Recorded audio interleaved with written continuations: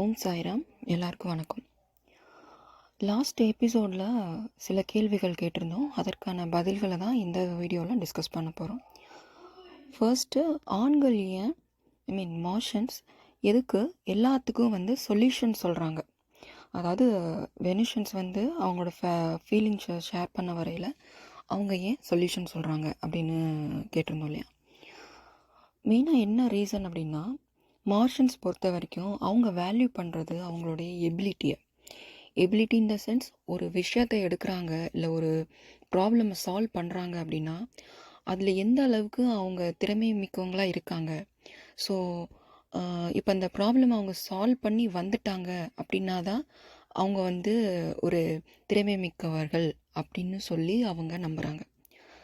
So அந்த பட்சத்தில் அவங்க செய்யக்கூடிய வேலைகள் இல்லை அவங்களோட ப்ராப்ளமை சால்வ் பண்ணுற விதம் எல்லாமே பார்த்திங்கன்னா அவங்களே அதை பண்ணிக்கணும் அப்படின்னு நினைப்பாங்க. அதுதான் அவங்களோட பெரிய எபிலிட்டி அப்படின்னு சொல்லி.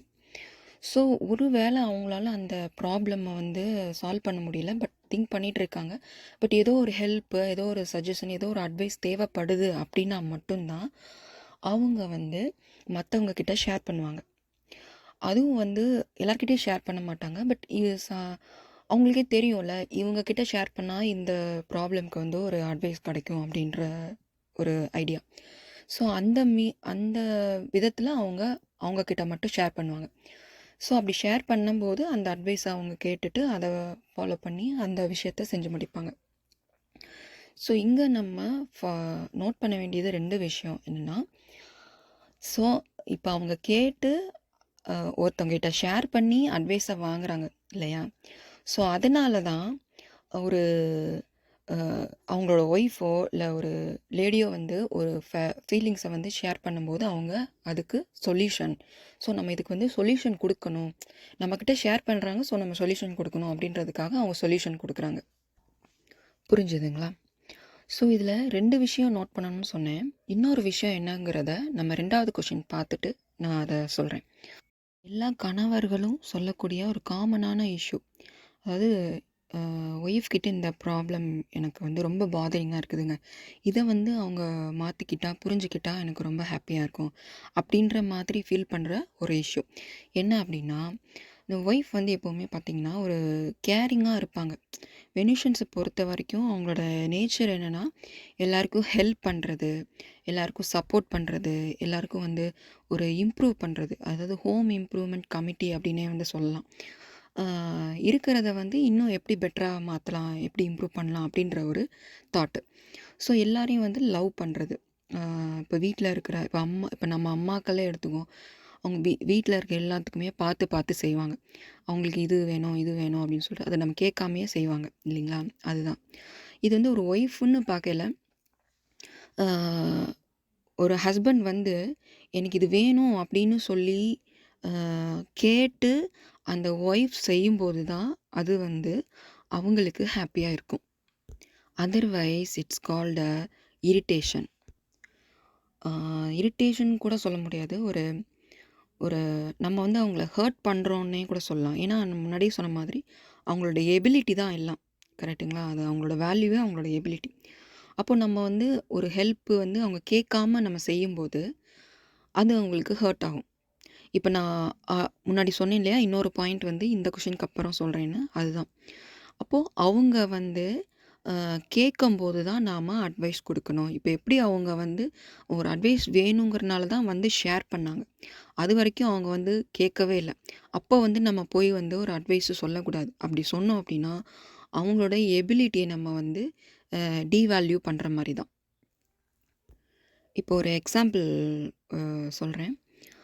இப்போ ஹஸ்பண்ட் அண்ட் ஒய்ஃப் ஒரு காரில் போகிறாங்க, ஒரு ரெஸ்டாரண்ட் போகிறாங்க. ஹஸ்பண்ட் தான் ட்ரைவ் பண்ணுறாரு. போயிட்டே இருக்கும்போது என்ன ஆகுதுன்னா, ஒரு ரோடு ஏதோ ஒன்று மிஸ் பண்ணிடுறாங்க. ஸோ ரொம்ப தூரம் போயிட்டு அப்புறம் யூ டர்ன்லாம் போட்டு சம்திங் அப்புறம் திருப்பி அதே ரோட்டில் அவங்க கரெக்டாக அந்த லெஃப்ட் எடுத்து அப்புறம் போகிறாங்க. ஸோ இப்படி போகும்போது ஃபைனலாக அவங்க அந்த லொக்கேஷன் போயிடுறாங்க. ஸோ அப்போ அந்த ஒய்ஃப் என்ன சொல்கிறாங்கன்னா, இதை நீங்கள் முன்னாடியே கேட்டிருந்தா நான் சொல்லியிருப்பேன்ல, ஹெல்ப் கேட்டிருக்கலாம்ல அப்படின்னு சொல்கிறாங்க. ஸோ இந்த இடத்துல என்ன ஆகுது அப்படின்னா, அவங்களோட எபிலிட்டியை நம்ம டவுட் பண்ணுற மாதிரி தான் ஆகுது. ஸோ அதனால அவங்களுக்கு ஹர்ட் ஆகும். ஸோ இந்த இடத்துல அந்த ஹஸ்பண்ட் என்ன ஆகிட்டாரு, இந்த மாதிரி சொல்லவும் அவர் ரொம்ப சைலண்ட் ஆகிட்டார். யூஸ்வலாகவே மார்ஷன்ஸ் வந்துட்டு அவங்க ஹர்ட் ஆகிட்டா சைலண்ட் ஆயிடுவாங்க. பெருசாக அதை வந்து ஷேர் பண்ணிக்க மாட்டாங்க. ஸோ இது வந்து அவங்களோட ரெஸ்பான்சிவ் லெவல் வந்து அங்கே கம்மியாயிரும். அவங்களோட திங்கிங் அப்போ எப்படி இருக்கும் அப்படின்னா, இந்த ஒரு சின்ன விஷயத்த கூட அவள் என்னை நம்பலை, அப்போது லைஃப்பில் பண்ண போகிற மற்ற பெரிய விஷயங்கள்லாம் எப்படி அவள் வந்து நம்புவா அப்படின்ற மாதிரி தான் மைண்ட் அவங்களுக்கு இருக்கும். ஸோ இங்கே அவங்க மேலே நம்ம ட்ரஸ்ட் வைக்கலை அப்படின்றது தான் அவங்களோட குற்றச்சாட்டு. பட் இது வந்து அந்த உமனுக்கு, அந்த ஒய்ஃபுக்கு வந்து அது தெரியாது. பட் அவங்க என்ன நினைப்பாங்க, நம்ம இவ்வளோ டைம் வேஸ்ட் பண்ணிட்டோம், முன்னாடியே போனால் நம்ம வந்து இன்னும் கொஞ்சம் பெட்டராக டைம் ஸ்பெண்ட் பண்ணியிருக்கலாம் அப்படின்ற ஒரு தாட்டில் அவங்க சொல்லியிருக்கலாம். பட் இது அவங்க வந்து டைரெக்டாக வந்து இந்த மாதிரி அவங்க வந்து மீன் பண்ணல, அப்படி தானே? ஸோ அப்போ நீங்கள் நினைக்கலாம், அப்போது அஸ் அ ஒய்ஃபாக நம்ம இதை கூட எப்படி சொல்லாமல் இருக்கிறது, இது ஒரு ரீசனபிளான விஷயம் தானே அப்படின்னு கூட நம்ம நினைக்கலாம். பட் இதை வந்து இந்த மாதிரி நம்ம சொல்லாமல் நம்ம இதை ஒரு கன்ஸ்ட்ரக்டிவ் வேவாக சொல்லலாம், ஒரு ஆக்கப்பூர்வமான வழியில் நம்ம அதை சொல்லணும். இப்போ சொன்னது வந்து ஒரு இன்டைரக்டாக அவங்களோட வந்து கிரிட்டிசைசம் பண்ணுற மாதிரி, ஒரு அட்வைஸ் கொடுக்குற மாதிரி தான், அப்படி தானே? ஏன் நீங்கள் இந்த யார்கிட்டயாவது ஹெல்ப் கேட்டிருக்கலாம் அப்படிங்கிறதும் ஒரு ஒரு அட்வைஸ் தான். இதை நீங்கள் முன்னாடியே சொல்லியிருக்கலாம், நானே சொல்லியிருப்பேன் அப்படின்ற மாதிரி சொல்லும்போது அதுவும் ஒரு குறை சொல்கிறது தான். இது எப்படி வந்து அந்த ஹஸ்பண்ட் அக்செப்ட் பண்ணக்கூடிய வழியில், அவங்கள ஹர்ட்டும் ஆகாத வழியில் நம்ம எப்படி சொல்கிறது அப்படின்றத நம்ம வரக்கூடிய எபிசோடில் அதை டீட்டெயிலாக பார்ப்போம். பட் இந்த விஷயத்தில் பொறுத்த வரைக்கும் இப்போது அந்த ஒய்ஃபுக்கு என்ன சொல்கிறோம் அப்படின்னா, அவங்க வந்து அக்செப்ட் பண்ணணும் ஃபஸ்ட்டு. ஓகேங்களா? அவங்க தப்பாக போயிட்டாங்க, ஓகே, அதை ஃபஸ்ட்டு அக்செப்ட் பண்ணணும். நீங்கள் அந்த அட்வைஸ் கொடுக்கறதையும் கிரிட்டிசைசம் பண்ணுறதையும் ஸ்டாப் பண்ணணும்.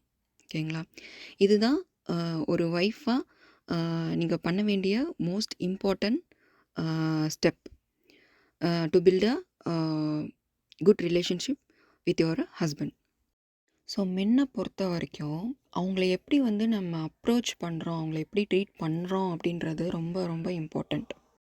ஸோ வெனுஷன்ஸ் பண்ண வேண்டியதெல்லாம் என்ன அப்படின்னா, மார்ஷன்ஸை வந்து நான் இம்ப்ரூவ் பண்ணுறேன், அவங்கள மாற்றுறேன், அவங்களுக்கு ஹெல்ப் பண்ணுறேன் அப்படின்ற பேரில் அவங்களுக்கு ஐடியா கொடுக்கறது, சஜஷன் கொடுக்கறது, அட்வைஸ் பண்ணுறது, கொஷின் பண்ணுறது, அவங்கள குறை சொல்கிறது, இதெல்லாம் ஸ்டாப் பண்ணிவிட்டு அவங்கள கம்ப்ளீட்டாக அக்செப்ட் பண்ணணும். ஸோ இந்த மாதிரி பண்ணும்போது அவங்க ரொம்ப ரெஸ்பான்சிவாக அட்டென்டிவாக இருப்பாங்க. அதாவது நிறையா ஒய்ஃப் வந்துட்டு நிறையா கவனிப்பாங்க. They start to listen. So இந்த கேட்டுட்ருக்க நீங்கள் ஒரு ஒய்ஃபாக இருந்தீங்கன்னா இதை ஒரு 1 வீக் ஃபாலோ பண்ணிவிட்டு உங்களோட ரிசல்ட்டை கமெண்ட்டில் சொல்லுங்கள். தேங்க்யூ.